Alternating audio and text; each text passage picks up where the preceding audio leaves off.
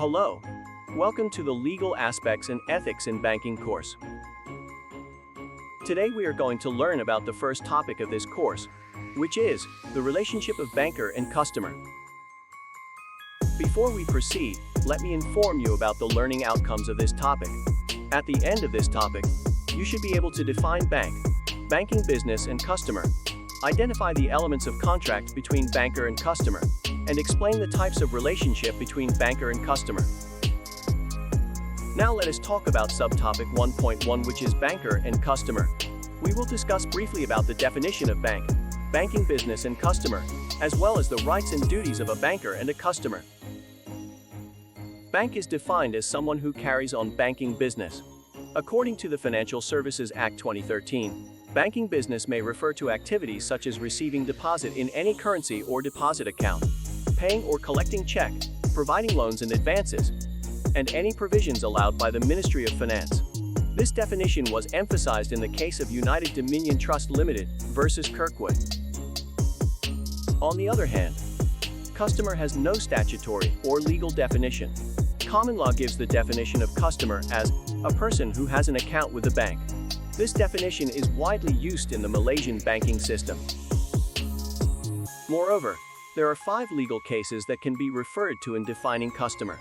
In Woods versus Martin Banks, a customer is defined as a person who has been provided with bank services and has intention to open an account.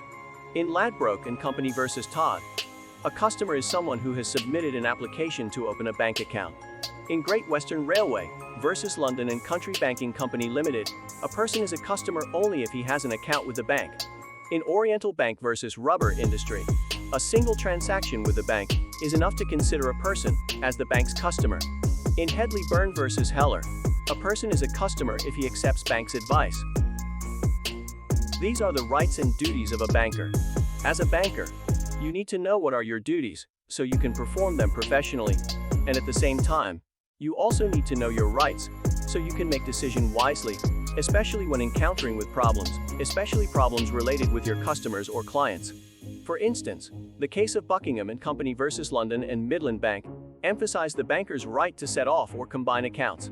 The case of Foley versus Hill highlighted the right of banker to use money as it wishes, while the case of London Joint Stock Bank versus Macmillan and Arthur stressed on the right to expect customer due care in issuing check. These are the rights and duties of a customer. Just like a banker, customers also need to know their duties so they can have smooth dealings with the bankers. They also need to know their rights so that they can deal with any dispute which may happen when dealing with a bank.